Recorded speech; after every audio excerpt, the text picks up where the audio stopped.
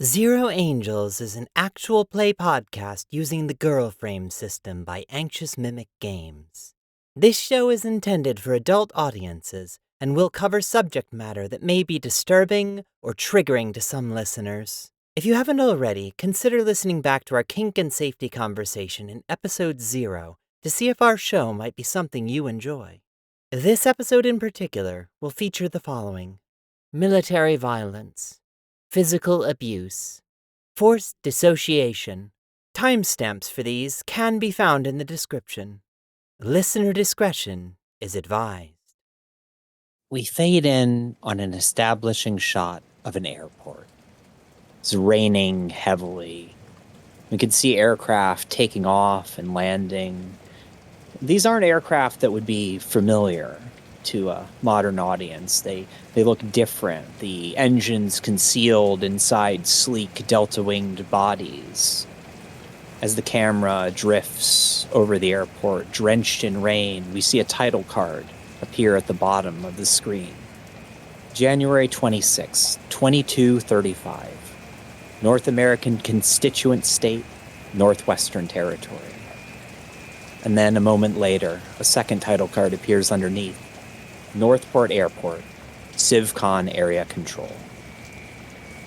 The camera continues to tilt and pan, sweeping across the airport.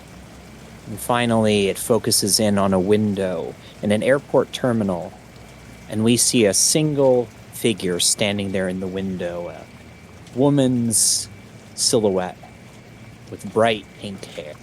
The camera cuts inside, and we see a character that we will soon come to know as Artemis, standing there watching the planes.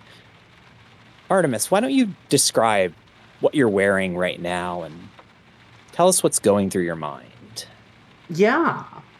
Artemis is in like a loose-fitting black shirt, just some very plain and serviceable blue jeans. They're a little baggy. She has on a choker with a bell on it, and she's wearing a military jacket with a patch on each shoulder and a dark brown fur collar that appears to be sewn into the top. Her hair is messy. It looks a little bit like she just kind of rolled out of bed this morning, except for 2 neat braids done on either side. As you're standing there, you hear footsteps as someone approaches, and you hear a woman's voice. Excuse me, are you Diana Braddock, ma'am? Oh, yeah, that's me. As you turn, you see a woman wearing an airport, uniform. One of the people that helps to show people where to go. One of the civilian employees. And I think as you turn, she gets a look at your neck, and she sees some bit of metal there, something that doesn't look quite right. And you see her face turn from this kind of polite indifference to look of shock that then almost immediately vanishes. I'm sorry. Sir, ma'am, sir, ma'am, I was asked to escort you to that helicopter terminal. Yeah, okay, let's go. All right, come with me. She leads you through the terminal, being very careful to stay a couple steps in front of you at all times, and occasionally looking back nervously. Diana walks with a sense of purpose, but it's one that is periodically interrupted as she nervously fidgets with the shirt. Like, it doesn't seem to fit her quite the way she expects it to, or just looks around to see people's reactions to her. But it's always very quickly snapped back to attention, walking like this is something she's done 1,000 times, of course. I think you notice a couple of things as you're walking through this airport, which is Not super busy, but there's people here. I think you notice that anytime you try to walk closer to this employee, she's very careful about sort of quickening her pace to stay in front of you. And people looking at you mostly don't seem to care, but I think every once in a while you notice somebody spots something about you, something about the way you walk, or maybe they catch a little glimpse of that medal around your neck or something, and you see their gaze changes and they look away quickly. After a while, you find yourself walking downwards and eventually to a series of doors that leads out onto a helipad. The employee opens the door for you, and she doesn't step through it. She motions for you to walk ahead. And it's raining. It's still raining hard outside. And you can see a helicopter idling there. I think this is something that our audience would find much more familiar in how it looks. It's squat and chunky and ugly, and it's painted a dark drab green. This is clearly a military helicopter sitting there idling its engines. She looks back to the doorway where the woman was. Is she still there? She is still there. Diana smiles and gives a tentative little wave and says, thank you. The woman doesn't respond. She looks afraid for a second, and she just nods. And then she closes the door. And up ahead at the helicopter, you can see one of the pilots is opening the rear door of the helicopter for you. It isn't until the door closes that Diana's smile drops and she turns and she looks to see the helicopter being opened, and she just stands up a little straighter and marches forward. And as Artemis walks toward the helicopter, we cut to black, and the episode title card appears in the center. Episode 1, Welcome Home.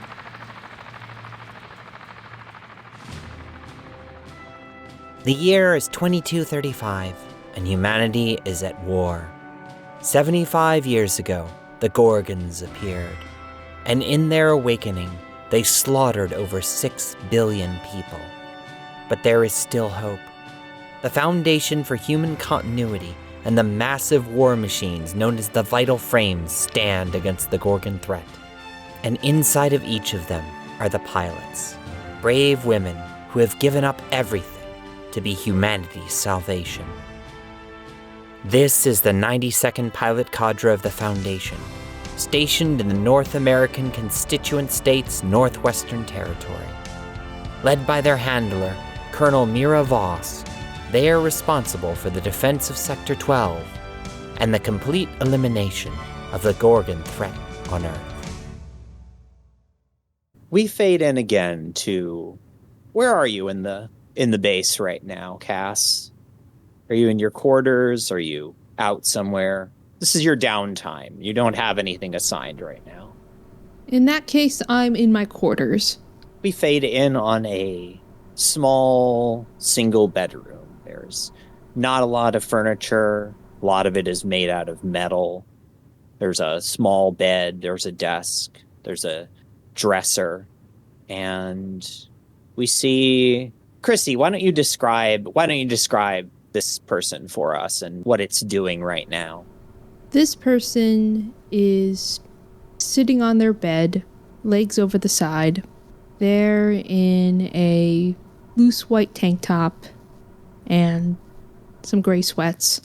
This person is small, flat as a board, choppy, short white hair. They've taken a knife and cut all their hair off.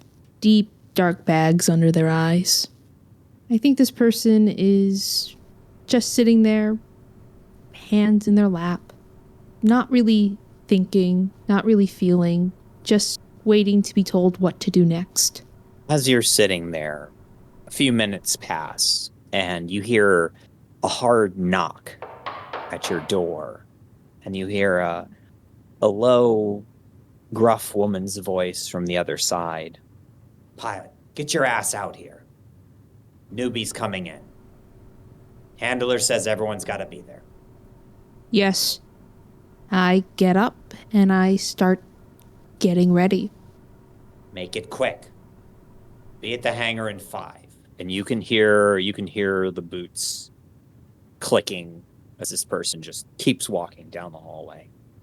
As you're getting ready, Anna, what is our other pilot, Eurydice? What's it doing right now? Is there like a common area in these barracks? Yeah, I think there's probably a rec space.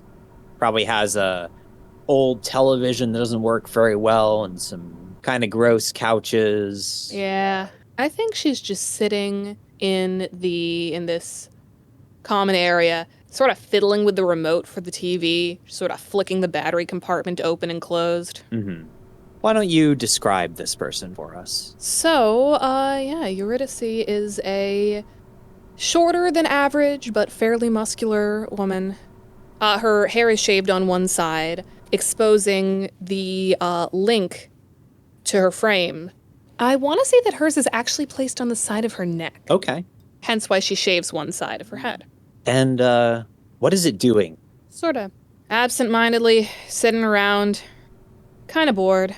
She's been out of work for the last month, right? Yeah, something happened about a month ago, and the Pilot Cadre has been inactive for the time. Yeah, it's been a long time since she hasn't been very busy, very full of missions from the heads of this organization. So, she's just spent this last month killing time doing nothing. As you're sitting here absently playing with this remote, you hear somebody kind of pound on the door frame. And if you turn to look, you'll see a woman standing there. She's taller than you are by a good amount, muscular. She has olive skin and these just piercing deep green eyes. Her hair cut short. She has scarring on her face that you can see from where you are. She's wearing a jacket. Actually, a military jacket that looks very similar to the one that Artemis was wearing. She scowls at you. Pilot, get your ass to the hangar. Handler wants you all here when the new arrival gets in. They finally putting us back to work? She doesn't respond to you. She just turns to walk towards the hangar. Are you planning to go there? Yeah, under her breath she mutters, same kind of bitch as you've always been. Yeah, as you're walking to the hangar, I think at some point you pass on the wall. There's a sort of a stenciled drawing or a painted mural of a logo. It's a red and orange emblem that has the image of a phoenix rising up from a simplified version of the Earth. And the text underneath reads, Foundation for Human Continuity. And as you walk a little further down the hallway, you see another painted emblem on the side of the wall. This one is a skull with a rose on the side of its head. And this reads, 92nd Pilot Cadre. Viva per mortem. Cass and Eurydice are both going to go to the hangar, as you were ordered. I was ordered to do it. The woman that asked you both to do this is not your handler, not the woman that's in charge of this facility, but her second in command, a woman that you know as Major Hannah Atali.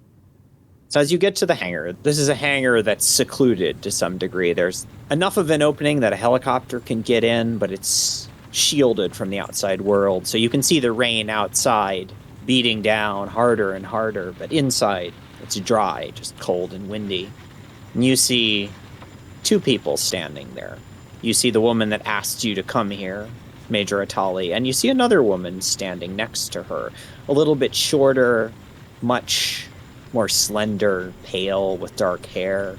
And this woman is wearing clearly civilian attire. She has a pencil skirt on and a black leather jacket worn open to conspicuously reveal the pistol that she has in the shoulder holster. As you stand there, you hear the sound of a helicopter.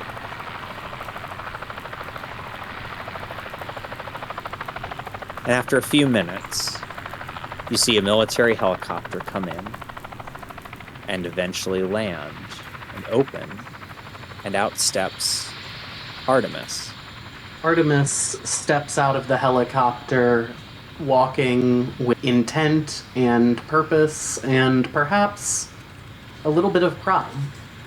As you're walking up, the woman with the dark hair and the jacket that matches yours steps forward and nods at you and looks down at a tablet that she's holding in her hands.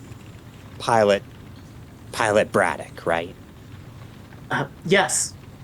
My name is Major Atali. I'm second in command at this facility, and this is Colonel Voss, your commanding officer. Transfer paperwork's all in order.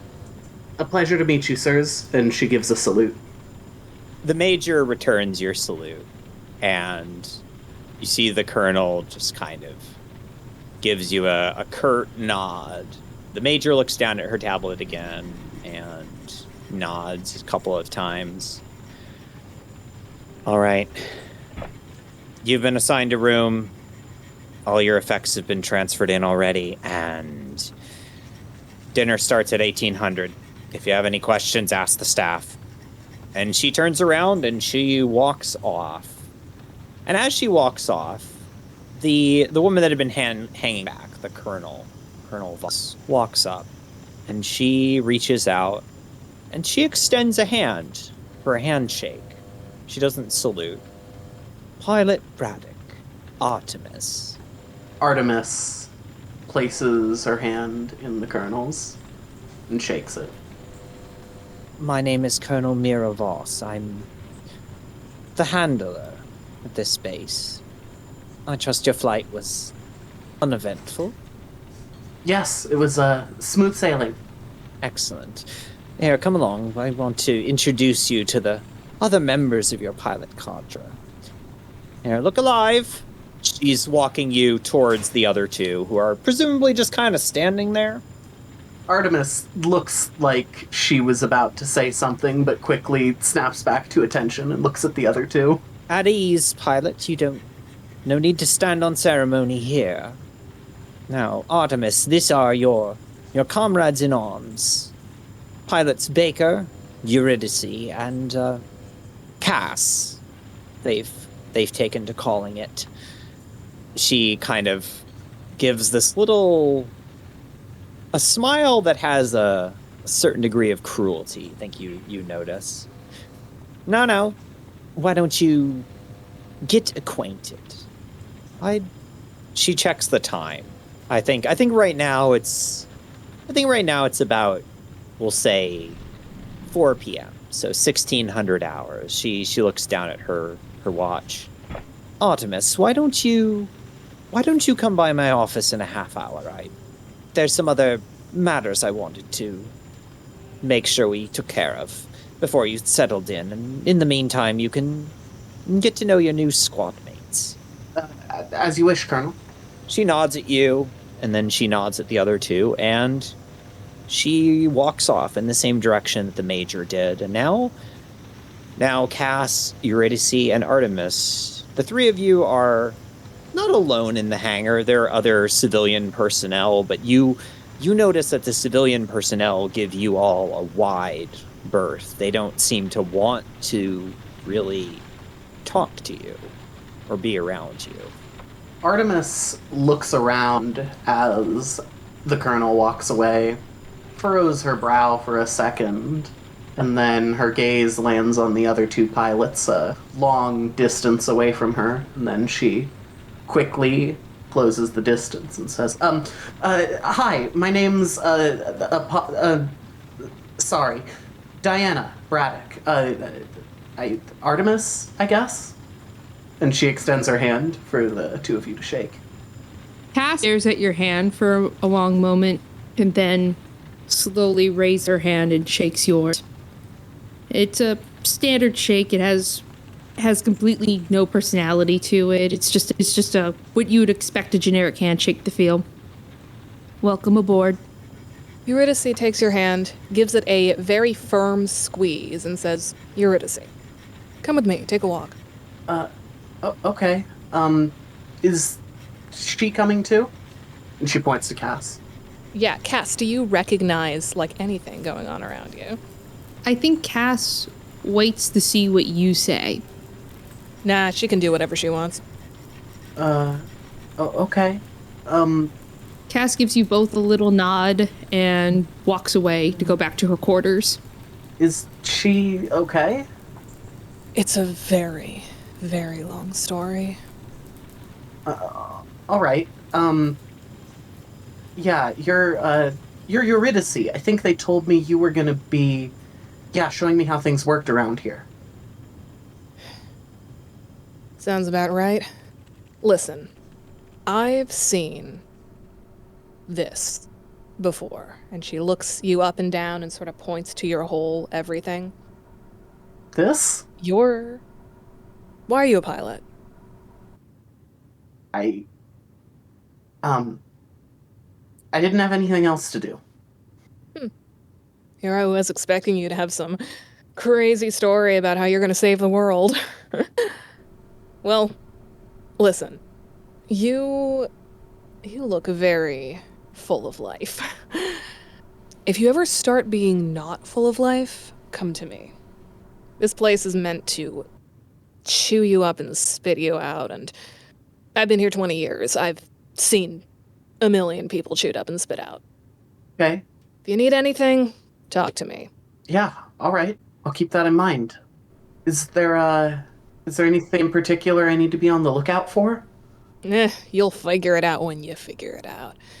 Just the woman that brought you in here, the Major, worst bitch I've ever met. Keep your distance. Don't worry about her. Okay, yeah. I guess I can do that. But I still do need to go to her office later. No, you're going to the other one's office.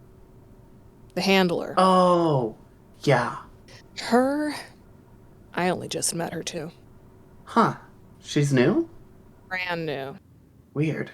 And haven't quite figured her out yet, but... I have a feeling she's gonna be chewed up and spit out, too.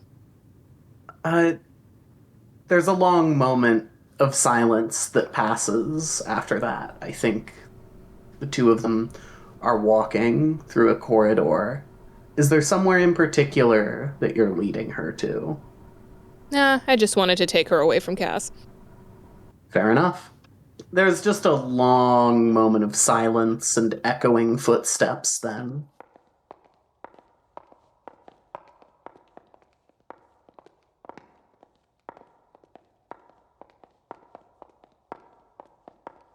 And she says, so where are the frames? I'd give you the show around of mine, but I'm getting a new one soon, so... Not my first new frame. I don't think I've even really been shown around mine yet. Honestly, that's what the handler's doing. Okay. Yeah, alright, I can be patient. Where's my room? They told me a number, but I don't know my way around here yet. Oh yeah, rooms are down this way. Yours is there, end of the hallway. Pinup's old room. Enjoy. I'm right here if you have any questions. And then she goes into her own room. Okay, thank you. And I think the door shuts. All right, so something a little unusual about this system is that it actually encourages you to have the players switch off when playing the NPCs. So for the purposes of clarity, we're going to have one person do each NPC that we decide isn't going to be voiced by me. And we've got one right now, the Dr. Mizuki Saito. Does anyone want to take them? Yeah, I'll do it. Awesome. So Dr. Saito is the Foundation surgeon that was responsible for putting Cass back together. So I'll kind of let you play around with that, and we'll take it from there. Perfect. I know exactly what I'll do. Awesome. I think as the door shuts, we cut to what is Cass doing right now? Cass is in its room, sitting on its bed, staring at the wall, still in uniform. So the pilot uniforms, those are, you're wearing your like pilot suit, or are you wearing like your uniform that you wear around the base? Uniform I wear around the base. Okay. Yeah, I think this is military fatigues. It's in a solid color. It's not camouflage. It's probably the standard olive drab pants and a top. I think mine's baggy on mine, and it suggests that it used to fill out more. Yeah, I think you're right. I think as you're sitting there, you hear another knock at your door. This isn't the same hard knock as before. It's a more tentative one. I get up and I open the door. You see a person standing there who has this sort of light brown, it looks like it's starting to gray hair.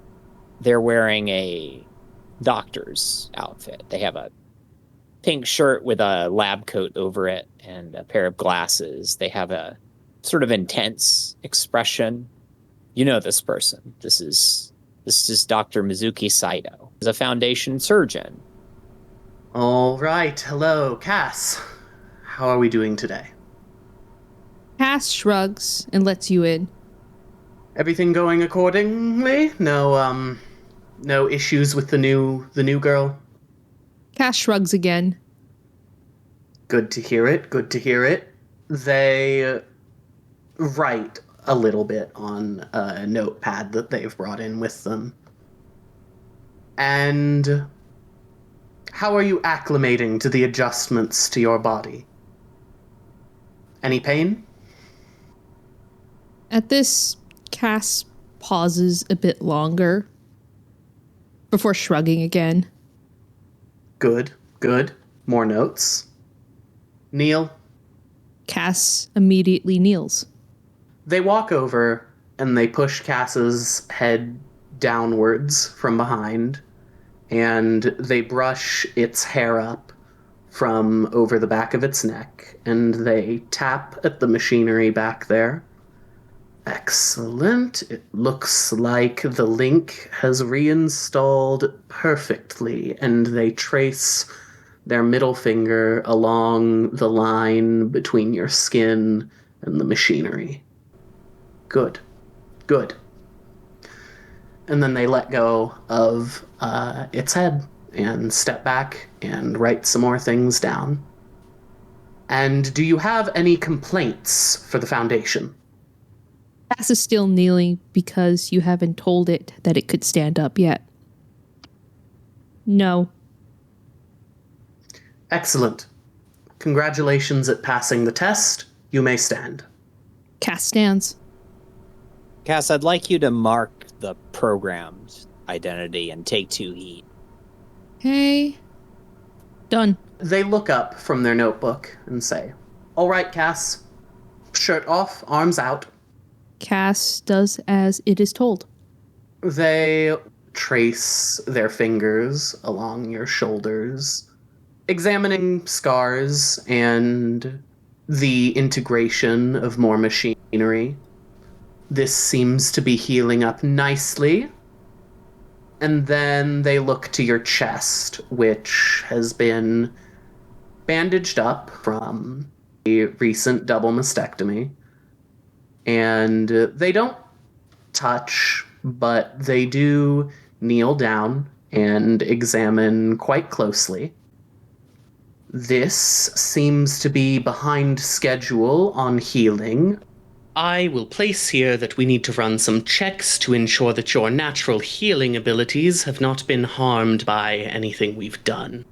That will be all for this checkup. Thank you very much, Cass. Cass nods, and it puts back on its clothes. As this scene is finishing up, we fade, and then we fade back into Artemis. I think it's been about a half hour now, and are you intending to do what the Colonel asked you to and meet her in her office? Yes, of course. Of course. You are standing outside the colonel's office. There's a nameplate there that reads Colonel Voss, and there's a title placard underneath that says Foundation Handler. The door is closed right now. She takes a steadying breath for a moment, fidgets with her clothes again. I think this time, we see her adjust her pants slightly. Okay, this is gonna go just fine. This is gonna be great. And then she clears her throat, stands at attention, and knocks on the door. Come in. It's unlocked. She tries the doorknob, opens it, and walks in and closes it behind her, and then stands with her out and her hands crossed behind her. The room that you've walked into is a nice office. There's a desk in the center that appears to be made of real wood, and a set of chairs in front of it that look like they're made out of leather, which in this day and age is very unusual. You do notice that there's a number of moving boxes that you put papers in. And there's some what look like pictures or maybe artwork that's wrapped up in shrink wrap plastic or moving plastic. And you see the colonel sitting behind the desk. She motions to one of the chairs. Go on, sit down. Like I said before, we don't stand on ceremony here. Right. Sorry. She relaxes a little bit. I was told that ceremony was generally considered pretty important around here. Oh, yes, of course. Well, I mean, the rules are important, but you pilots are a little different, especially you have the potential to be a truly exceptional pilot. Yeah, that's what they keep telling me. I've only really had a little bit of practice so far. They only really put me in some of the older models to test my link rate. Oh, you're being too modest. I've been reading your file. Passed through selection and training with flying colors and assigned to the VF-230 Lucerne, the champion's hammer. That's a heavy responsibility, Artemis. Yeah, believe me, I know. I was really surprised to hear about it. Well, the Foundation put you here for a reason, so she stands up and walks around the desk, and finally she perches on the edge of it, near where you're sitting, and leans forward. Look, I don't know if the other girls have spread any rumors about me or the Major. All I've really heard is that you're newer. Yes, I am. I'm not that much longer than you, as you can see. A shame about what happened to my predecessor, but these things happen from time to time, and it's our job to ensure that they don't. She glares. She gets a serious expression on her face and leans in toward you, and she places a hand on your shoulder, and then she smiles. But like I said, you have the potential to be an amazing pilot. I'm sure that you'll... And before she can finish, you hear a loud alarm begin to blare through the facility. And Cass and Eurydice, you can hear this as well. You two know what this is. This is an emergency alert where you have to go get ready to get in your vital frames immediately. Artemis, I don't know if you'd recognize this for what it is. I think you'd probably received at least the basics of it in training, but this would be a new experience for you. I think Artemis jumps at the sound of the alarm, and the fear in her eyes makes it a little clear that she knows what this is, and she's really, really hoping she's wrong. The colonel immediately, her demeanor changes. She takes her hand back and she stands up. Well, we'll find out sooner than we thought. You should get to the frame bay. You know your way, or? Yes, ma'am. Well, off you get then. She quickly rises from the chair, and it looks like she twitches to give a salute, and then freezes and just turns and starts running. So the three of you are going to go... You're going to go get ready. What's just happened now is that this is an all-hands alert that something is happening that requires that the pilots all scramble. So you're all going to get ready to load up into your vital frames, which are these huge bipedal, basically mechs. They all look a little bit different. No two models are exactly the same, and they're not always built to a really standard pattern. So you're all going to be putting on these piloting suits. They're skin tight. They have some ports and various doodads to connect them to monitoring systems and life support. They look very much like the plug suits in Evangelion. They're all colored in fairly drab colors, not all the same, but they're like neutral, like greens and grays. So the three of you have gotten ready quickly. Cass and Eurydice, this is something you've done before. You've been drilled to do this quickly. Artemis, I'd imagine it takes you a little longer to suit up. You seem nervous. Yeah, I think there's a scene where as Artemis gets the lower half of the plug suit on, she sits down and she starts pulling the suit up over her shoulders, and she looks down to her legs, and I think the camera focuses from her point of view, and she sort of twitches her legs closer together, and then further apart, and then closer together. And then she shakes her head, starts running. Yeah, the three of you, once you're suited up, you walk out into the vital frame bay. It is a large cavernous space. There are 8 bays for vital frames there. You see that 3 of the frame bays are occupied by these vital frames, which the audience would probably better know as mechs. So they're all standing on 2 legs. They're all armored, but they all look very different. The first of them looks older. It's almost tank-like. It's got a heavy armored chassis.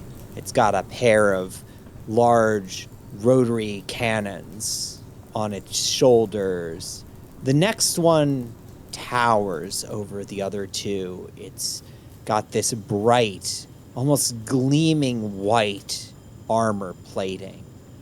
And in its hands is a giant warhammer with a large spear blade on the tip of it, the Lucerne, for which it's named. This is a sleek, elegant-looking machine. It looks newer than the other 2. It looks like it's designed to be a work of art or a showpiece as much as a weapon of war. The last frame is almost as tall as the second one, but it almost looked like it's hunched over a little bit. It's got a dark gray finish to the metal, and there's an almost organic look to its armor plating. Something in the way that its head is designed almost suggests that it has a face. In one hand, it's holding what looks like a giant artillery cannon or a rocket launcher of some kind. And it bristles with other weaponry and sensors and equipment. The larger, fancier looking frame, Cass, you actually recognize that one. It used to be yours, but not anymore, after everything that happened. The other 2, you're not sure. As you're walking up, there's personnel that usher you all onto an elevator. The three of you are clustered onto this elevator that leads up to a gantry that allows you to access the frames. Do any of you say anything to each other as you're going? The hangar crew member he's avoiding your gaze. He's not saying anything to you. I think Artemis doesn't say anything to the other two, but as Artemis walks in and looks up at the Lucerne, she just has a moment of wonder. She's frozen in place for a second. Everybody knows the Lucerne, right? It's Of course. wild to be standing in front of it, let alone about to be getting inside of it. Where is the entry?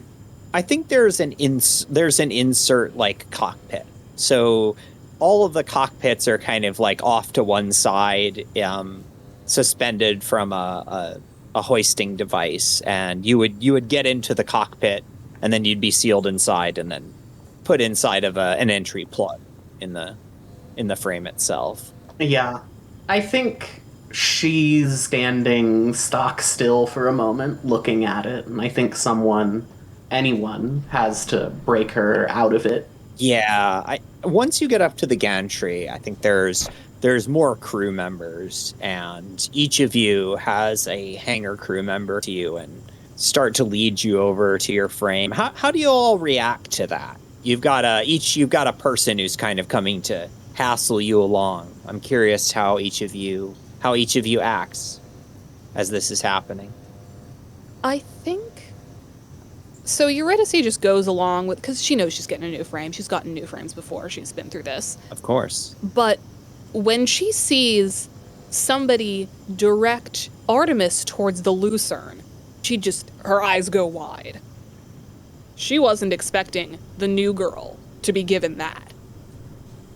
Artemis is standing, staring, and after somebody gets her attention, she blinks and shakes her head and looks to them, and then sets a look of determination on her face that looks a bit forced, but looks genuine enough, and then she goes to get into her cockpit. Cass, what about you? I think Cass spares a glance at Eurydice and Artemis, sees what frames they're going into, and her face is stone. You can't tell if she's looking because she's curious or if she's just doing it to make sure they're not her frames. And she goes on her way and goes into her frame. I mean, its frame. So, a second ago, Artemis, you described... How would you describe Artemis's like feelings as it first like saw the Lucerne? Just pure amazement and wonder and disbelief. I want you to mark the starry-eyed identity and take 3 heat. Thank you. All right, so all 3 of you are being loaded into like basically a suspended cockpit that's then loaded inside of these frames. As this is happening, you're being plugged in. The neural link that allows you to control these frames gets plugged into wherever it is, usually on your neck, and other tubes and life support systems and monitoring systems are all being plugged in. And as your cockpit lowers inside, each of you can feel what it feels like to be inside the frame. Cass, I think yours feels cold. This is unfamiliar to you. It's like your old frame felt like you were stepping into the sunlight every time that you loaded into it. This, you're stepping into your grave. It's cold and dark, and it feels old. It feels like you're trying to move your hands through water whenever you move.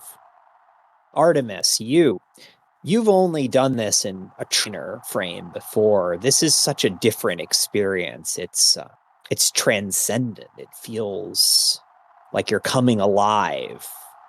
Artemis, have you ever done any like major drugs in your life, or is Artemis pretty straight-laced? I think Artemis is pretty straight-laced, maybe has experimented around with some softer stuff. Nothing super serious. Okay. This feels like what you imagine it feels like to do like a major stimulant. Just like you can feel your heart racing, you can feel this excitement as you get inside, and you feel the nervousness and the fear kind of like leading away, almost as if something in the frame is attenuating it. Eurydice, as you load into your frame, it feels like there's somebody in there with you. Like you're being watched. You've never felt this way. And you've been in a bunch of frames before, right? Yeah. You have never felt this sensation like somebody's watching you. Are you going to do anything with that, or are you going to try to keep that down? I'm going to look around. How much, like, head movement do I have while in the cockpit? I mean, you can move around. You're strapped in there. You can move around, but you don't really see anything in the cockpit plug. Not right now. But it definitely feels like you're. You know what? I want you to take the tag watched. All right. So you've all loaded into your frames, and as they boot up, suddenly your vision changes, and you can see as if you were looking through the eyes of these massive mechanical creatures. You can see and feel everything around you as the neural link kicks in, and suddenly it's as if this is an extension of your bodies. You can see the hangar around you, and you can hear in your ears the radio chatter as if these people were speaking next to you. You can all talk to each other, and you can hear the voice of not the colonel, not your handler, but the major in your ears. All right. Cass, check in. Here. Artemis, check in. Here, ready. Eurydice, check in. Yep. All right. Reading all clear. Let's load up and deploy. And you see like lights in the vital frame bay that indicate where you're supposed to go, and you can see out in the rain, aided by the sensors in your frames, there's like a large transport aircraft that basically your frames kind of get strapped to this. They get like held by it, and then it takes you to where you're actually going to deploy so that you can do it quicker. The base here is on an island. This is actually an area of North America that we would know as the Pacific Northwest. It's an area near Vancouver, Canada, except Vancouver is not quite the same anymore. But yeah, you're all on an island in that area, and you're loaded up onto this aircraft, and it takes off. You're all dangling there. For now, you're just kind of hanging out, literally hanging out. You can feel the tension as you wonder what exactly is happening. Yeah, Eurydice's going to contact, so we got, I assume, comms? Yeah, you can all talk to each other freely. You have open comms, which don't have the same limitations as real radio. You have to, like, click on and all that shit. Yeah, I assume there's an open comms channel that has us and all the handlers and everyone. Yeah. Right? Yeah. Exactly. Do we have the ability to mute any channel? You have the ability to switch frequencies. But if they follow us to that frequency, we can be heard. Yeah, like I said, you have the ability to switch frequencies. And you would have to communicate to me to switch to that frequency, which means everyone would know where we're talking. Uh-huh. All right, then I'm not going to bother switching frequencies. I'm just going to say to Artemis, they gave you the Lucerne? They gave the new girl the Lucerne? I'm just as surprised as you are, okay? Oh my god. I guess my link rate was that good? Either that or they're trying to bring back our former glory. What does that mean? I'll find out soon enough. You keep saying that. All of you keep this comm channel clear. Yes, sir. Yes, sir. As this is happening, you feel that the aircraft is starting to descend, and you hear a voice in your ear from the pilot. All right. ETA 5 minutes. Get ready for deploy. And you hear you hear and feel the sound of this, like, the system that's suspending you from this aircraft is lowering a little bit. You're now swinging below this aircraft, and you know from your training that you're going to be dropped down a decent amount. The frames are perfectly capable of taking it. And after a few minutes, you feel a sudden drop, and you are falling. And actually, Artemis, Yeah. I want you to either you're about to land hard, and you've never done this before. You're about to take a tag. Yeah, fair. Unless you make a play to keep your head. I'll make a play to keep my head. Why not? Okay. So I have to, if I want to spend heat on this to get a bonus, I have to decide before I roll, right? You have to decide before you roll, correct?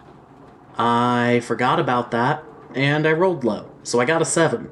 Okay, you got a 7? Yep. All right, you're going to choose one that you are from this list. I'm desperate enough, I'm sexy enough, I'm tough enough, I'm vicious enough, I'm in control of myself. The others you definitely aren't.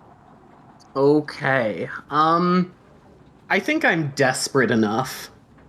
Okay. Yeah, you land hard. You have a hard time keeping your frame up. This is very different than training. Take the tag clumsy. Okay. And as you're landing, you have a bow, right? I do. You land hard and it damages the bow. I want you to mark that asset Okay. as damaged. I like to think that the bow would unfold from, like, inside of the mech's arm or something. I think the mechanism jams up. Yeah. So that asset is damaged, and you can give yourself the tag off balance. Mm-hmm. Ugh. Okay. It was a rough landing. It's fine. Is there a briefing of some kind? CivCon Area Control has picked up a fast-moving contact to the north that isn't responding to our attempts at radio communication. We believe it may be a Gorgon. The Major continues. She says, Speed and altitude indicate this might be another Class 4. We need you to be on the ready and be ready to engage. Eurydice, you have point on this. The Lucerne takes its hammer in both hands and gets to its feet and then steps in behind Eurydice's frame. what's going through your minds? What are you trying to do? Two of you have been in this situation before, not that long ago. I think Eurydice is steeling herself any little bit of anxiety that is welling up from the last time this happened. She's trying to shove down, because she knows she is the only one here with any amount of competence in the situation. For Cass, I imagine that as soon as Gorgon is mentioned, it's like a computer ad goes off in her brain, and it blocks the whole screen. She isn't really thinking. It's just a blank state that says, stay behind, take down the Gorgon. And she doesn't feel anything about it. She doesn't feel scared or angry. There might be a hint of something in her that thinks she should be feeling something, but nothing comes. And the hint gets tucked away, maybe considered later, because right now she has to pay attention to the main line in her head right now, which is stay behind, take down the Gorgon. The Lucerne twitches side to side on its feet. I think we see the all of the little mechanical bits across its arm, its chest, the wings behind it, like twitch and just flex open and shut one by one as really Artemis just focuses on getting a real feel for this thing. It is intoxicating to control, and she almost can't help herself in playing with all the little bits of it in the same way that she was fidgeting before. All three of you have sensors in your frames. You have radar, you have a number of thermal sensors, you have a whole suite of different options. And you can see that there's a single radar contact that's moving very, very quickly towards where you are. You hear the Major's voice in your ears. Contact is closing quickly. Speed is 300 kilometers an hour. Still no verification of the target's transponder, but given its speed and altitude, Foundation analysts believe it's a Gorgon. You see this radar blip getting closer and closer. Artemis, your ranged weapon is damaged right now, but the other two of you have ranged weapons, I assume. It may not be on your asset list, but like you're in military frames. They have guns on them. What kind of options do you have? Yeah, I think I've got some sort of missile cannon. Okay. Something that would be capable of engaging based on a beyond visual range radar kind of thing. The rain is torrential at this point. It's hard to see anything out in front of you, and you can switch to thermals, but that limits your field of vision significantly, and honestly the rain's interfering with it a lot. You don't have a lot of great options. And Cass, what do you have as far as weaponry on your frame? Cass's frame is very much more of a supporter frame. It's not a lot of combative features on it. Items for support and medical care for the team, but not much in terms of anything fancy. Standard beam shotgun. Yeah, or like a rotary minigun or something like that. Something not super long range. Yeah, as if something was coming to me, I would shoot it to keep it away rather than go and engage myself. Yeah, of course, that makes sense. The radar signature is getting closer and closer. It is low to the ground, and it's moving quickly. And again, you hear the Major's voice. Still no confirmation on the contact, but it's getting close. Eurydice, take the shot. You got it. I want you to roll for an all-out assault. Do it without heat. What did you roll? That's a 7. That's a 7? Okay. As you do this, as you go to take your shot, Eurydice, you feel something strange. It almost feels like, so the way it feels to pilot a frame is it feels like an extension of your body. It's like moving your arms, moves the arms of the frame. And as you're doing this, as you're lining up your shot, you feel something almost fold its hands over you and steady them.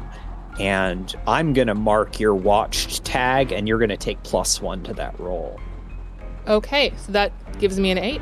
Pit one of your assets against theirs. If they can't defend themselves, damage both assets, then pick one. You can pick, I can protect my asset from damage. I push myself, taking a tag and attacking a second one of their assets. I unmark an identity. I can expose a weakness, opening up their core, or I can get in a better position. Expose a weakness. Opening up their core? Okay.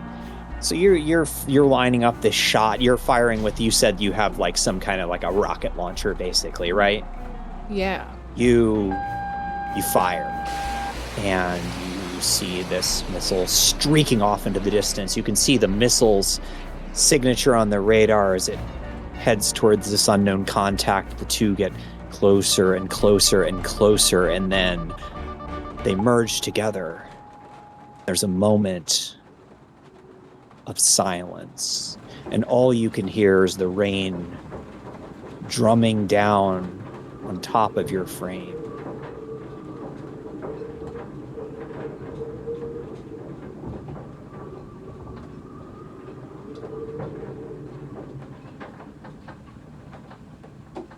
And then in front of you, you can start to see light, something on fire.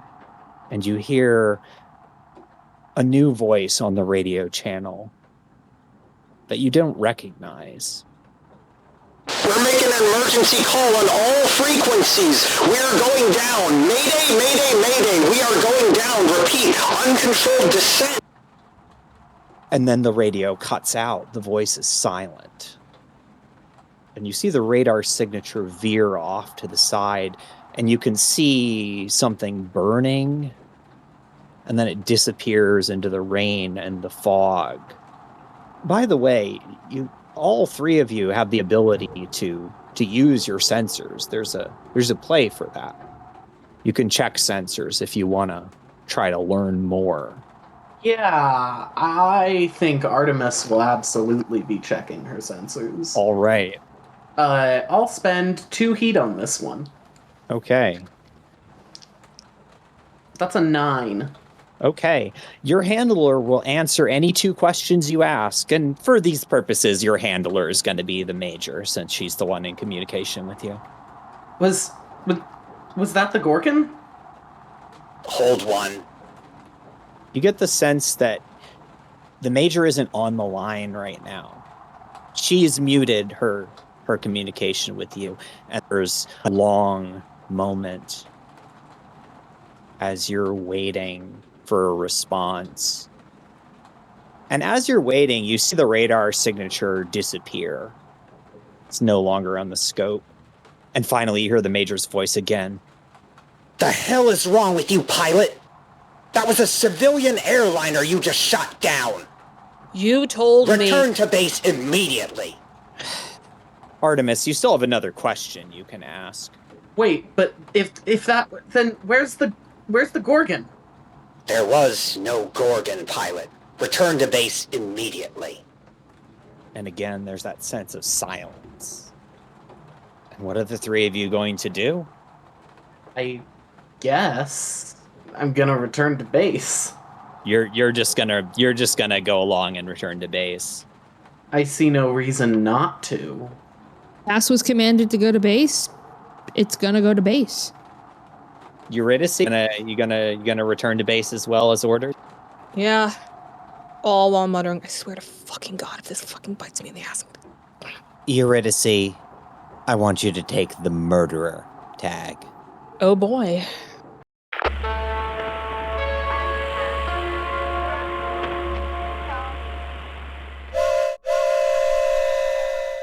I have been working on a plan to connect the entire Earth Kingdom using Kuvira's old train system. The Earth Kingdom is out of balance, and Sabi, Hanako, and Chong are here to do their part. But the far reaches of the Earth Kingdom are in no less peril than the city they left behind. That's Town Hall, where all those really angry-looking people are. Their journey will uncover corruption. I know that you're not protecting her brother, that she knows that the money stopped. Secrets. Apparently, this weird cult moved into one of the buildings on the outskirts of town. And ghosts from the past, both welcome. Chong sees them, and without thinking, just starts rushing towards them, yelling like, "Guys, hey, hey!" and unwanted. Hikaru? The story continues in Moment of Balance, Book 3, Ash. Available on the Bard Rock Network, July 20th, 2026.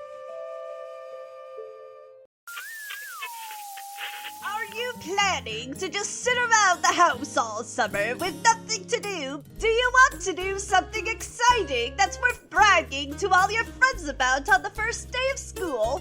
Then come to Camp Starry Nights.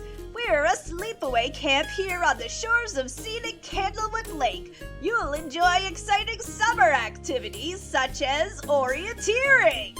It would be fun to have the secret map. Sleeping underneath the stars, our beloved Starry Nights Out. So my Oma used to tell the story to scare us.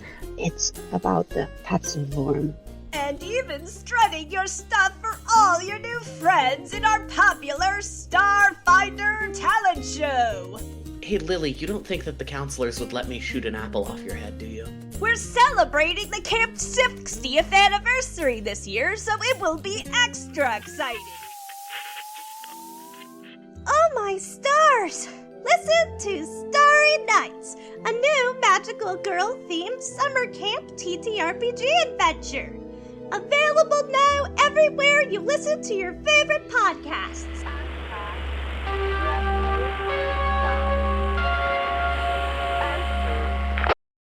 So if the three of you are going to do as you're ordered, you'll make your way to a predetermined rendezvous point, and the aircraft dropped you off will come in now. It's a vertical takeoff and landing capable craft, so it can kind of hover in to scoop you up. The three of you are once again hooked up and flown back to base, a process that takes probably at least a half hour. I don't know if the three of you plan to talk on comms on your way back, or if you're going to stay silent. I want to stay silent for this one. Understandable. Cass is also silent. How did this happen? You don't hear a response from anyone in command. A moment passes, and she says, Eurydice? Cass? And I think she sees that the line is open, and no one is talking. And she is breathing heavily, and whatever high she has been on over the course of piloting this thing is beginning to turn bad. Yeah. I think after a while, you finally return to base. You're lowered down to the frame bay, and you're all guided back inside, and the process from before it reverses itself. Your cockpit is extracted from your frame, and you feel the sense of dropping away as you leave the frame, of becoming less than you were. Your senses constrict down to just what your human eyes and other senses can perceive, and that sense of expansion goes away. And finally, you're out on the gantry again. Artemis shoots up out of her cockpit, breathing heavily with, like, for a moment, maybe she wasn't. And she looks around and sees everybody around her just going about their business. And it gets up and out of its cockpit, and it starts looking for the other pilots, the handler, anybody who will talk to it. As you're doing this, they're the same personnel that were there before to help you into the cockpit are there to kind of lead you down to the elevator, down to the floor of the vital frame bay. No one's talking to you, really. They don't really seem to want to do this, but they have to. They're being ordered to do it. It's their job. And finally, the three of you are brought down to the floor of the frame bay, and standing there is Major Atali, and she looks furious. The Major ignores you, Artemis, and you, Cass, and walks right up to you, Eurydice, and without missing a beat, she punches you hard in the gut. She's in her 50s, but she is strong. This is somebody who's spent her entire life in various forms of military service, and it hurts. Eurydice doubles over.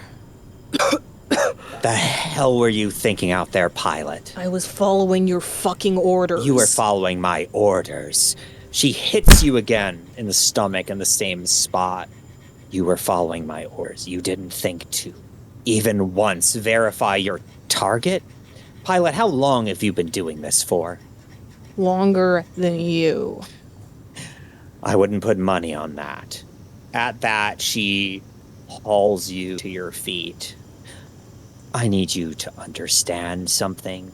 As the senior pilot here, I can't. If you feel your lip mash into your teeth and split, and you can taste blood. Have you? She hits you right around the ridge of your eyebrow and again splits the skin. That's gonna leave a bruise. I can't have you being such a bad example. You understand me, right? We understand each other. Eurydice spits blood to the side. I'm sorry. She grabs you and hooks her fingers along the edge of your jawbone and turns your head back to look at her. I'm sorry, Pilot. I didn't hear you clearly. It would be impossible not to. Well then, as long as we're on the same page. She doubles you over. I'm gonna give you the beat tag. Eurydice just empties her stomach. Whatever food was in there is no longer in there. As you do that, a little bit of it splashes on the Major's boots, and she looks down at you with an expression of abject disgust. And she turns away from you. I don't have time for dogs. Your status, by the way, you are now the dog. All right. When the Major looks to the other two pilots, Artemis has stumbled behind Cass, who I imagine is watching this sort of impassively. Yeah, Chrissy? As far as you can tell, she's stone-faced. Yeah, I think Artemis has a hand on Cass's shoulder and is sort of almost hiding behind her. Half hiding behind her, half trying to remember that should technically be standing at attention right now. Cass doesn't react to you. She doesn't try and shrug you off or anything, but she doesn't try and comfort you either. She lets you hide behind her. As the two of you are doing this, you see the Major walk over towards you, now ignoring Eurydice. And she looks at Cass and just kind of shakes her head. And then she looks at you, Artemis, and narrows her eyes. Pilot. Yes, Major? You thought to check your sensors, at least? Yes, Major? When you go to engage a target, verify it first. The three of you fuck-ups, at least you came close enough. Her eye kind of twitches, and she looks over at Cass again and glares, and then she turns and she walks out without saying anything else. You hear her boots clicking on the metal floor of the frame bay. Artemis, I want you to mark your status as the ace, and you get one additional permission. Okay. And Cass, your status is the wing. Yes. As you're doing all this, you see another person come in. It's not the handler. It's not one of the military personnel. It looks someone wearing a doctor's uniform. Not the same doctor, Chrissy, that Cass knows, but somebody else. And he walks up to the two of you. He kind of ignores Eurydice. I think he understands that he's not supposed to be attending to it right now. And he walks up to the two of you. All right, really quick, just something to take the edge off. And he produces a needle and very quickly just kind of jabs it in the side of your neck, both of you, in quick succession. Cass doesn't react. I want both of you to reduce your heat to 0 and mark 2 identities. Why don't you mark malfunctioning and wired? Yeah, Oh, I seems lost right. my heat. Boo. Yeah. You feel a sense of calm flooding over you as whatever this is takes effect, and everything feels distant. Like, you know what just happened, but it doesn't feel as bad as it did. Now, the Major's gone, the three of you are effectively alone at this point. Again, there are people around, but they're giving you a wide berth. We're going to be going off duty soon. We're going to be doing a series of scenes that are kind of disconnected. But before that, what do you three do now that you're in the Vital Frame Bay and Eurydice is just thrown up on the ground and the two of you are standing there, newly sedated? I think there's a lot of warring feelings inside of Artemis right now. And I think that it does eventually kind of stumble forward towards Eurydice and try to extend an arm. Are you what happened? Par for the course. Par for the fucking course. Like I told you, the Major's a major fucking bitch. Does this always happen? Rarely, but sometimes. Oh, okay. Doesn't usually end up this way, but this, and she points at her bloody, beaten face, this happens more frequently than you would like. I'm sorry. No need to be. She extends a hand again to try to help Eurydice to her feet. Eurydice does not take your hand. I think she pushes herself up to her feet. Okay, You're too kind. Too kind. I don't think she knows that.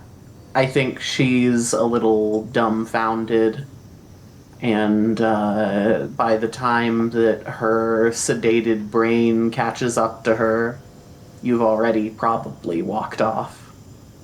Mm-hmm. So one thing, Eurydice, as the dog gets an additional punishment, and I think that you've got some feelings now about Major Atali. You've definitely got an opinion on Major Atali, and I think your bond is deepened with her. You now have a personal bond with Major Atali. So the Cadre has now completed its first mission together, which means that there's now a mechanical thing where all of you make the go-off duty play. You're each going to roll. So the dog rolls flat, the wing rolls +2, and the ace rolls +4. And heat isn't a thing in this roll. It's just a flat with a bonus roll. So each of you give me a 2d6. It's a fucking 5. You rolled a 5. Okay, cool. Okay, 10 plus 2 is a 12. Okay, and Artemis, what you got? I get a +4 because I'm the ace, so that is a 10. Okay. All right, so we get one of each of the success bands. Artemis, you've had a little bit of time after everything that's happened.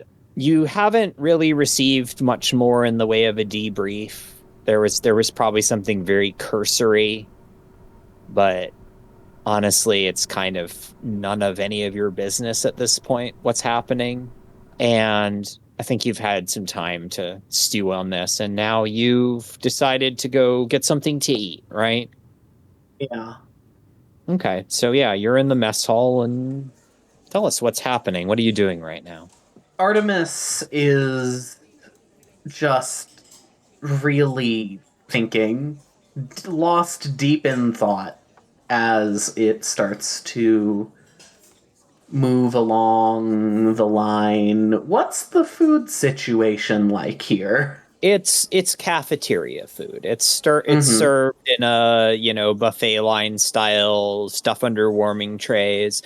I think the diet is a little different than what we might think of as typical, because the world has changed a lot since the 21st century, and a lot of people have died in the Gorgon attack, and a lot of animals died. So I think there's a lot more like plant-based food or synthetic protein. There's probably some stuff that's grown on the base. There's probably a lot of like pre-packaged type stuff. Probably not a lot of meat, probably a lot of soy protein. It's not particularly great food. It's bland, somewhat ameliorated by the liberal use of military issue hot sauce packets. But generally speaking, it's not fantastic food. But there is a lot of it, and it is nutritionally adequate. I think in that case, Artemis is just quietly thinking to itself while it puts food on the table. Just some slop here, a couple hot sauce packets thrown onto the corner of the tray, just like chewing on the inside of its cheek. And then it takes a step to the side, and it bumps into Cass in the line. Oh, sorry. Cass turns to you. I think on her tray is just a moderate pile of white slush. She gives you a nod of acknowledgement. Hello. Hi. Have you had as much trouble as I have when you need to talk to the people in charge, the handler? Cass thinks for a moment, then shrugs. Hey, before you continue, Cass, you're having a conversation right now. I want you to spend heat and roll. It's a 4. Okay.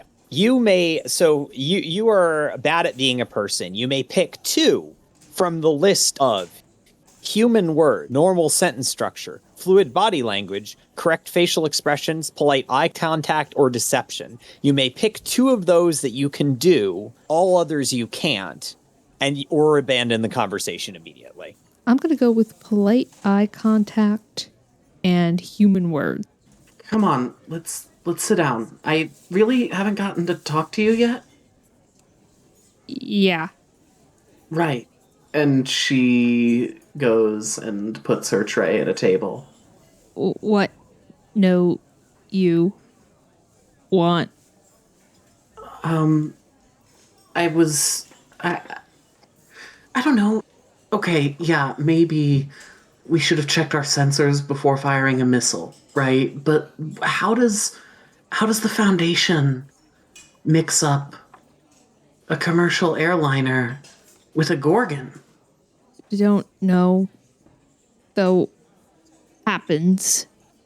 It happens? Does stuff like this just happen around here? You can tell Cass is squinching her face a bit. You can tell this is hard for her, though whether she's struggling with the speech or her thoughts, you can't quite tell. I don't think she can't quite tell either.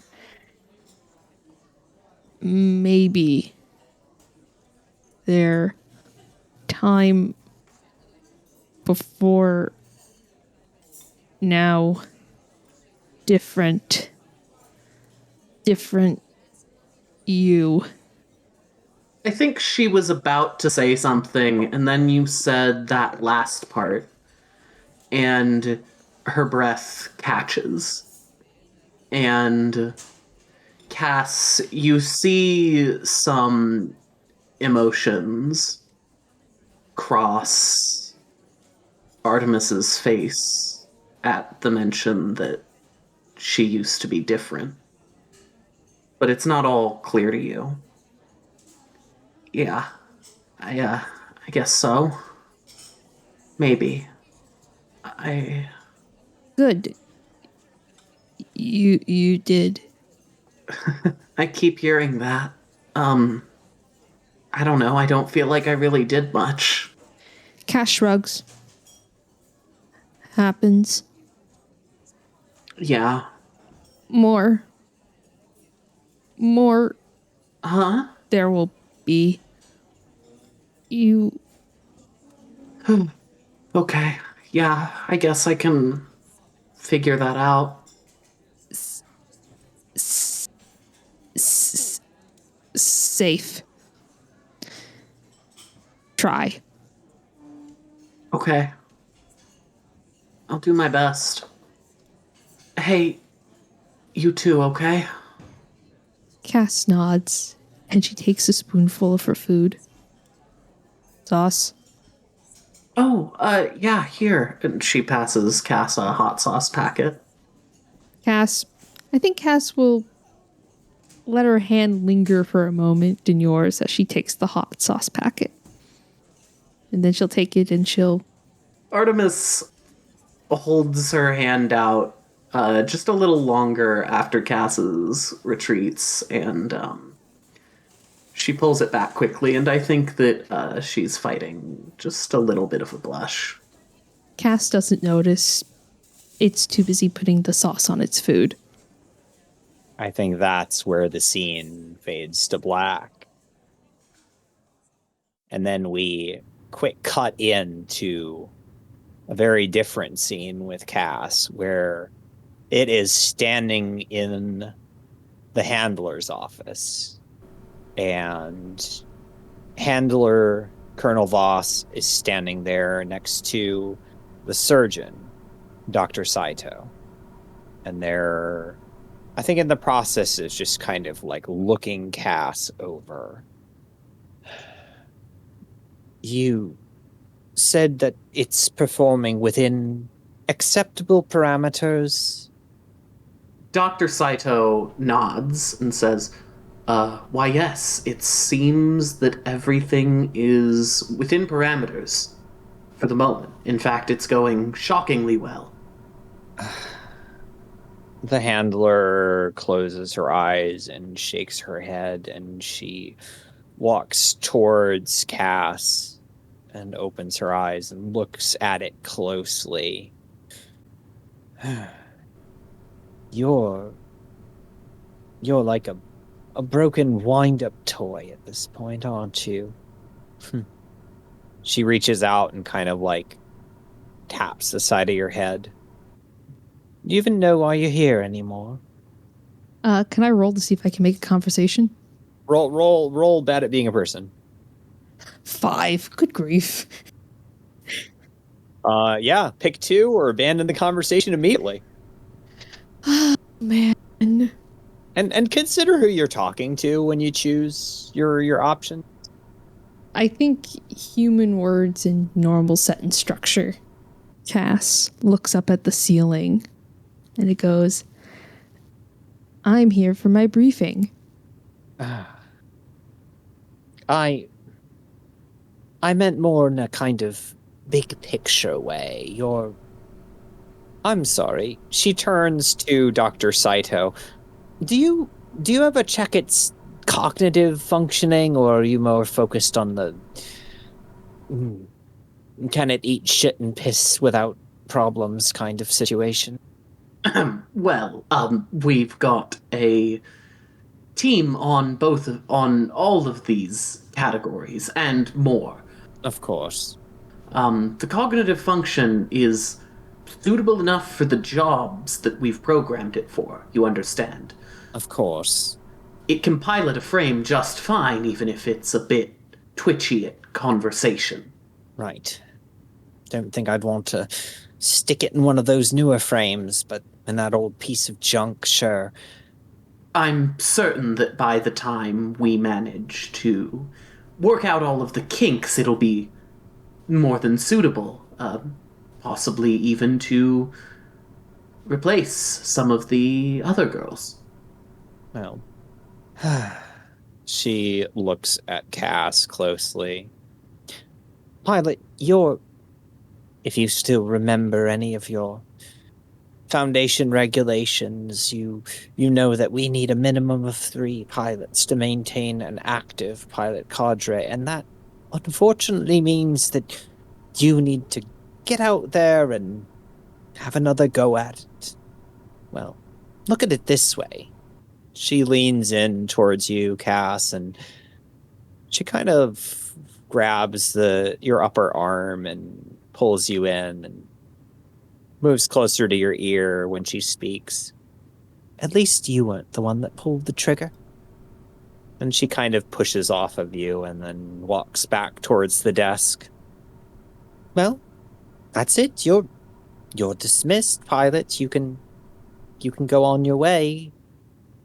Unless there was anything else. She sits down and crosses her legs. I do believe that should be all. Good evening, Cass. Thank you, Doctor. As always, appreciated. Likewise. Good evening, Mira. Good evening, Mizuki. I think once you guys are in the hallway and they close the door on the handler, Cass looks in the opposite direction and she says to the doctor, "Why can't I talk well?" I think the doctor reaches out and grabs the sides of your head and turns you to face them. And then keeps their hands on your face. Now, there's nothing to worry about on that front, my dear. Everything is going to be perfectly fine. You'll see. Just keep along with the program. Yes? Is your hand by her neural link? I think it's like one hand on the cheek, one hand around the back of the head just a little bit, and I think that the pinky finger is just resting on the neural link on the back of your neck. Cass senses the danger from that. It knows what you can do if you have access to the neural link. Cass looks at the ceiling. It can't control where its eyes go or how its face looks. So I think it almost pulls like a little bit of a silly face. Not on purpose, but just because it can't control what it's doing. And goes, "Understood. We'll talk more about... I want to get better." Yes. Yes. Let me go have a word with the team, and we'll get started on the next steps. Yes? Yes. There's a good girl. And they give you a couple little pats, and they let go of you. That will be all. Have a lovely night. That is where the scene fades out. Now, before we go to Eurydice's scene, the handler is going to make a play of her own. And I think Artemis, as you're walking from one place to another, you know what? I think what's probably happened here, Eurydice, what's your plan with Artemis? Are you going to tell it, "Hey, meet me here," or are you just going to run into it? I'm going to tell it to come with me to the frame bay because I want to show it how to poke around in your frame off duty. I think that as you're walking there, you're alone in this hallway, and you see the handler, Colonel Voss, come around a corner, and she doesn't look like she's in a particular rush, but she looks like she's going somewhere. And then she sees you, and she steps in front of you and crosses her arms. "I wanted to talk to you." Oh, yeah. What's up? Oh, this won't take long. I'm sure that what happened out there was terrible. Mm-hmm.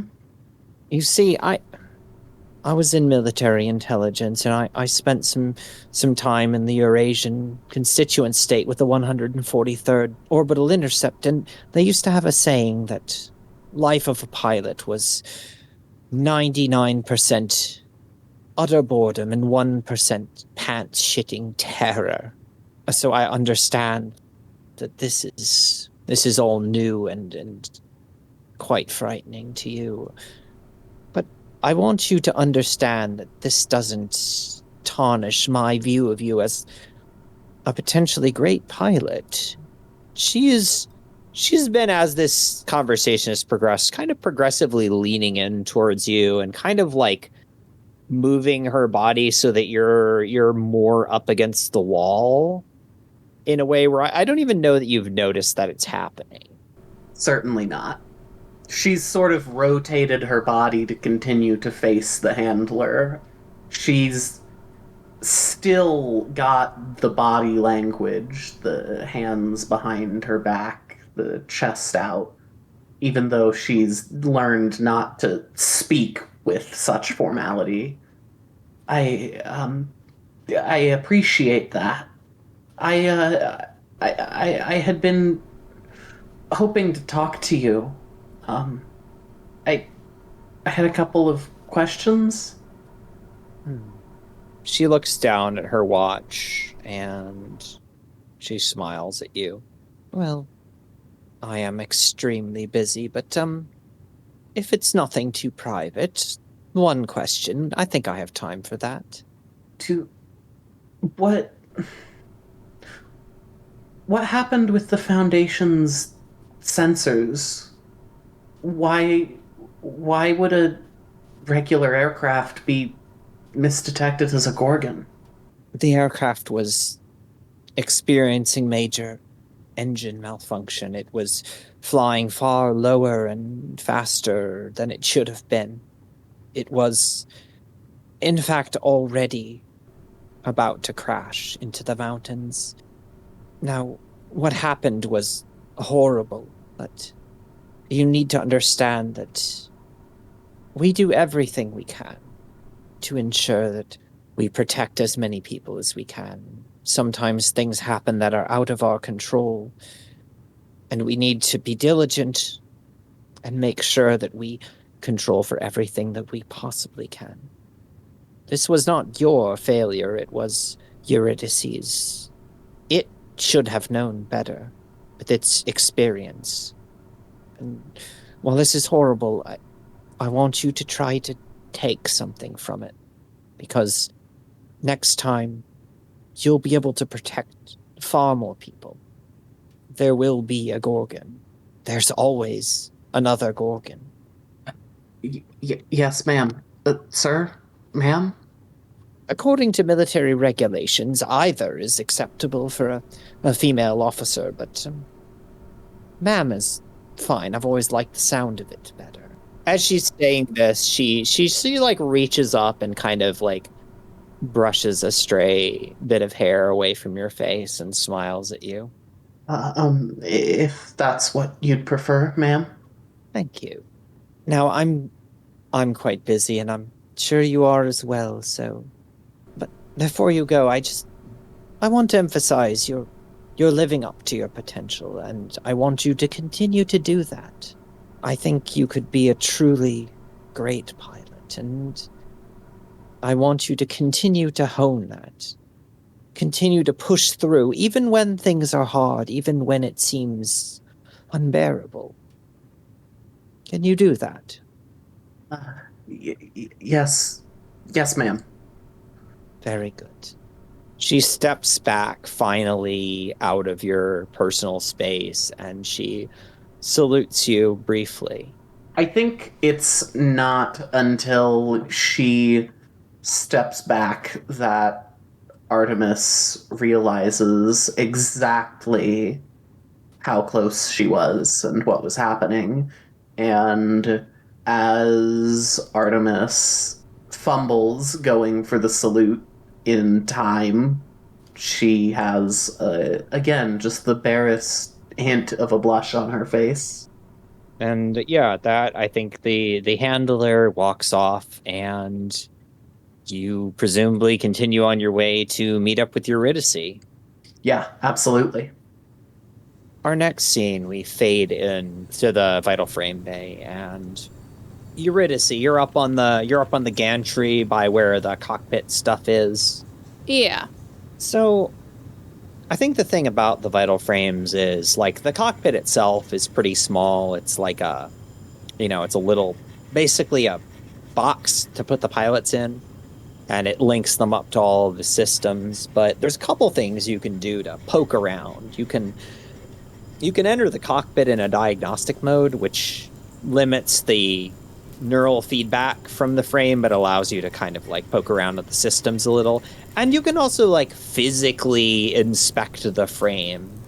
That's what I plan on doing. Okay. I guess Artemis is going to meet you here. So eventually it comes up the elevator.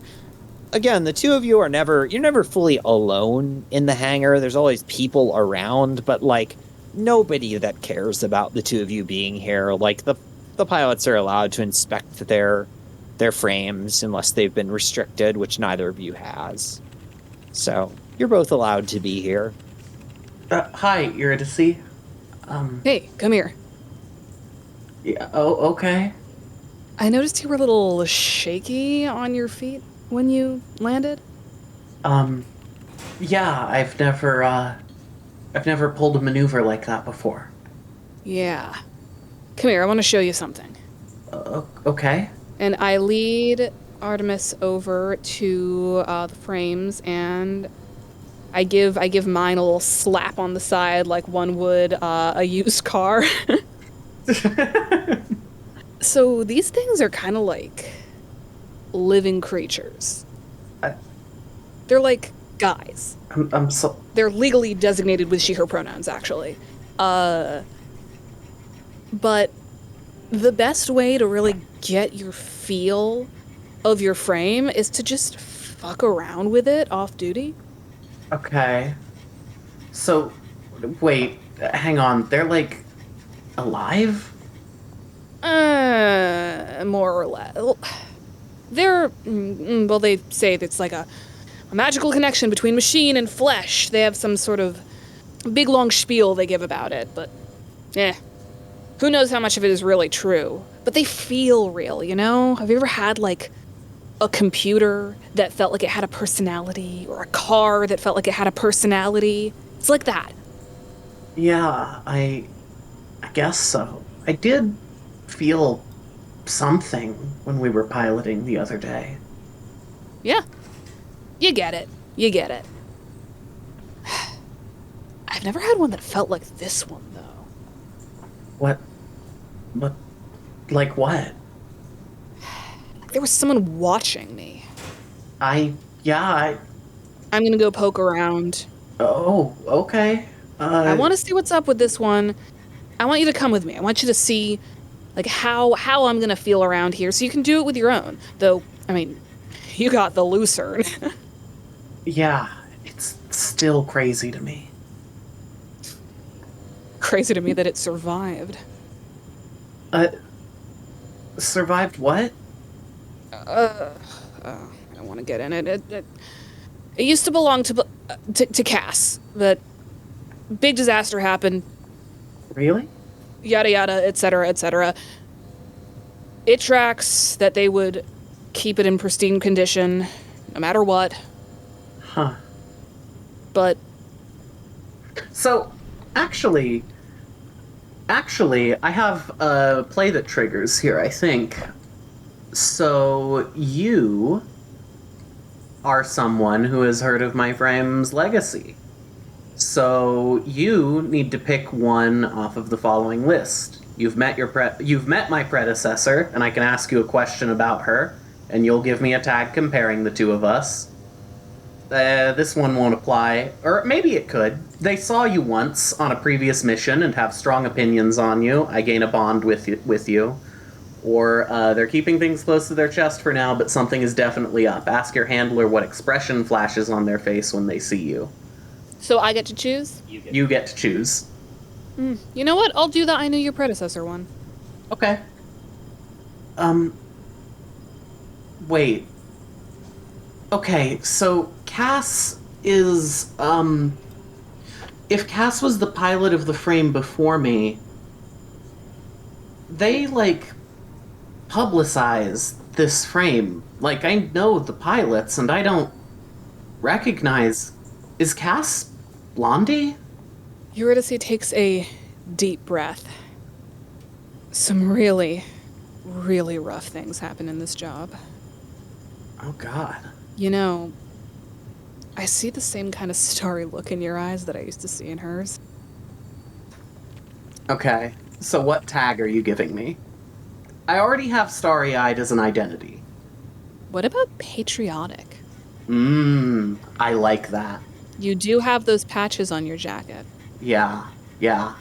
I think it's probably worth noting that the two patches on Artemis's jacket are like, they're not like foundation patches. They're military patches. One of them is the UFAS, the United Federation Armed Services, like general patch, and the other is an old mechanized infantry patch from before the Foundation existed, for the pilots that used to control the old fusion-powered.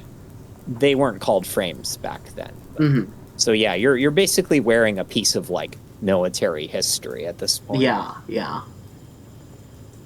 I guess, I don't know. This is also, you hear about all of this, outside. You hear about what people are doing, what they're fighting, everything they're giving up to fight for everyone. And it's just weird to be a part of that so suddenly and in such a big way, you know? Yep, you sound just like she did. Listen, this job breaks you in ways you can't even predict. I guess I've noticed that. All you gotta do is make the best of it. And with that, I'm gonna hop into the frame, and if you want to hop in and follow me. You're looking through the frame. You're opening up like maintenance hatches and stuff, and Artemis follows behind hesitantly, but she definitely does. Yeah, so you're opening up the frame. There's a lot of stuff in these. They're not like big cavernous shells. They have a lot of things packed in there, but there are like access points for maintenance. There are like little, effectively like crawl spaces to get in. And I think this is all pretty standard. Eurydice, you've been doing this for a long time. You know what the inside of vital frames look like typically. And Artemis, you've at least been through basic training, so you know the general gist of things. So for a while, everything is pretty normal. Nothing too weird. It's just a vital frame. It looks strange. There's something about the design of it that feels a little off, but it's hard to put your finger on why. And then finally, you crawl through this access tunnel, and there's a little bit of an open cavity, which you think is probably somewhere near the core of the mech. It's probably near the frame's center, not where the cockpit goes, but like a little bit below it. And there's this metal, almost looks like a coffin there. It's very sleek in this white painted metal, and it has a number of warnings on it, including a very bright red painted void hazard. Do not open. And underneath it, also painted bright red, and this is strange. The phrase, "This information is not for girls." I need you to both roll to disobey orders. Well, that's a 4. Okay. That's an 8. Okay. Artemis, you feel strange. Like you can't focus on what's happening. You wonder if maybe the sedative that you were given earlier is still in your system, because you can't seem to keep your thoughts together. You're not even entirely sure where you are or how you got here. Eurydice, you see Artemis kind of like its gaze just sort of loses focus. But you you can still focus. You can still tell what's going on. You see this coffin-looking thing with its warnings on it and a phrase that you have, as far as you know, never seen before. And what are you going to do? I'm opening the coffin, because I've never seen something like this inside a frame before. So that's something that might prove challenging, because as you go to try to find some way to open this, you see that it is locked off with a mag lock, which you do not have the strength to physically open. Somebody does not want you to go inside of this. Artemis is just kind of spacing out next to you. It still has this vacant look, and there's no way that you're going to be able to just open this up. Have you noticed that Artemis is just seems like lost at this point? Or are you too focused on what you're doing? Too focused. Okay.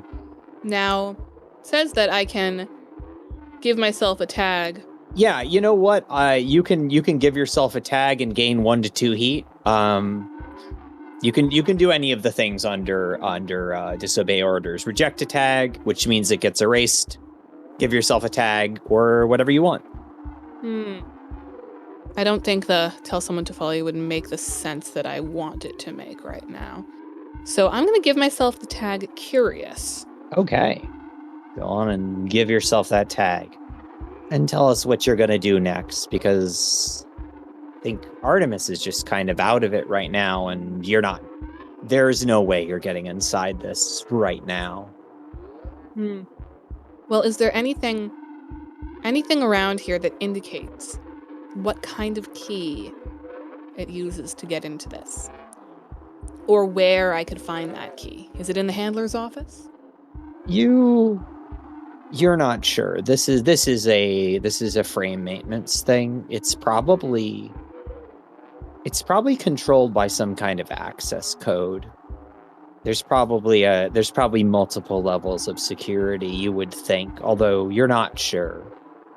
And as you're having this conversation, I think you hear somebody kind of like knocking on the frame, like with a wrench or something. You hear a metallic clink, and you hear a voice. Hey, is someone in there? Hide. And I grab Artemis and find some little nook to hide us both in. Artemis just kind of, I think, goes limp as you try to drag it away. Hello? I see the access panels open. Yeah, I think that what happens, right, is that Eurydice tries to grab Artemis to pull Artemis away to hide, and Artemis, falls over, right? And there's the noise of something falling in here. Hold on, do you need help in there? God, all the days for this shit. You hear the noise of somebody crawling towards you. And after a second, you see a young woman wearing a set of engineer's coveralls. She's got sort of like medium brown skin and curly dark brown hair, and she's wearing a pair of these big circular glasses, like Jade Harley glasses. This is someone, I think, Artemis, if you were not having whatever this is happening to you, you would recognize this person. This is somebody that you've met briefly. It's an engineer. It's a junior engineer who joined around the same time that you did, joined the Foundation, named Rachel Romero. And she's looking at you, Artemis, with a look of concern, and then looks over at you, Eurydice. What happened to it? I don't know. Maybe overload from first mission and everything? I mean, it's in... Look, you gotta get her. You gotta get it out of here. I'm trying. Okay, then help me carry it out and get it some air. And you don't have to do maintenance. We're here to do that if you want us to. I'm not doing maintenance. I'm just getting to know my new best buddy. Okay, well, maybe do that like later on when we're not in the middle of working on everything. And as you're crawling out of this space, it opens up a little bit, and Rachel's able to kind of put an arm around you, Artemis, and help you along and out, and sits you down outside the frame. And Eurydice, once you're clear of the frame, she goes over and she closes the access hatch. Look, I've got to do checks on these, so if you want to get to know your frame, maybe, I don't know, come back tomorrow? Yeah, sure, whatever. Did she hit her head or something? Did it hit its head or something? Artemis is brand new. Who knows what's going on in that recently programmed little head. Okay. I think after a few minutes, Artemis, your head starts to clear. You don't have any memory of the last few minutes. As much as you remember, you were walking through the hall and you had that conversation with the handler, and then now you're here. So you have a little bit of a gap in your memory. What happened? Where am I? Hey, it's Rachel. Remember, we joined up together. I was in the engineering program. Oh, Rachel. Yeah, hi. Sorry. I don't know what happened. I was on my way down here to see Eurydice. You two were crawling around inside the maintenance hatch, and I don't know, you must have fainted or something. I don't know. We were? Yeah, the two of you. I don't... Look, you should go, I don't know, get some rest or something. I've got to run maintenance on this anyway. You shouldn't be in the frame when I do it. Yeah. Rest. That sounds good. She smiles at you and closes her eyes, and she looks genuinely happy to see you. Congratulations on getting through the pilot stuff. I've heard it's really hard. Yeah. It was pretty tough. I think I should lay down. Yeah, I mean, sometimes she looks over at the frame, your frame, the Lucerne. I've heard that one can be kind of hard to pilot, and it takes a lot out of people, so. Oh, I didn't have too much trouble with it. That's great. Well, still, you should rest. Okay. I'll talk to you later, Eurydice. Yeah, you should head back. Sorry. I'll catch up with you later. Okay. Sorry we didn't do whatever you wanted to show me. Oh, you are totally fine. It's probably for the best. Yeah. I'll show you later in your frame. Okay. And I think she starts to slowly walk off towards her room. Hey, for next time, real quick. Yeah. May I mark programmed and take some heat, please? Please, handler, may I have some heat? You may mark programmed and take some heat. Let's do 3. That was a lot. Cool. And we fade out with this shot of Eurydice staring at its vital frame, just wondering what it is that it found inside. And we fade to black. Thank you for listening to Zero Angels. In this episode, Artemis was played by Cass, was played by Chrissy Sylvia.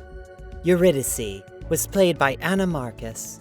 Colonel Voss and Major Atali were played by Janiyah Riley. The music for this episode was composed by Anna Marcus. This episode was edited by Janiyah Riley and produced by Bad Rep Productions. You can support us on Patreon at patreon.com/badrep and join our online community at discord.badrep.productions. Zero Angels is part of the Bard Rock Network. You can check out the rest of their shows at bardrockcafe.com. The camera fades in on Handler Voss's office. She is sitting at her desk, and she has a map unfolded in front of her. And Major Atali is looking down at it and frowning. Colonel, are you sure you want to continue to handle the situation the way you've been doing? Major, you're free to speak your mind. I might be a commanding officer, but I value your opinion. I'm not sure if the secrecy is wise. You were boots on the ground all the way, weren't you? The kind of answer a soldier would give. No, Major. The secrecy is part of our job. We keep the public safe, or failing that, we make them think they're safe. So, continue on. She waits a second. There's a beat where the two of them just look at each other, and finally, Colonel Voss nods.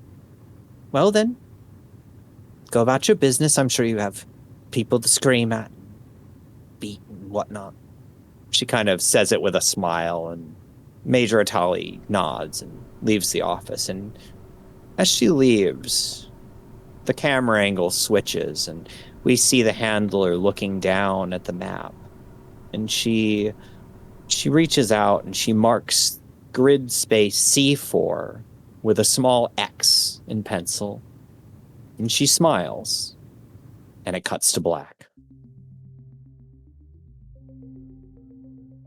Huge thanks to our patrons, KK, Janiyah Riley, Optimistic Duelist, Saturn Nieves, Veer, Melanie Archer, Marty Balmer, Paul Kinter, Carl Rigney, and Scarlett. And of course, thanks to everyone in the audience for listening.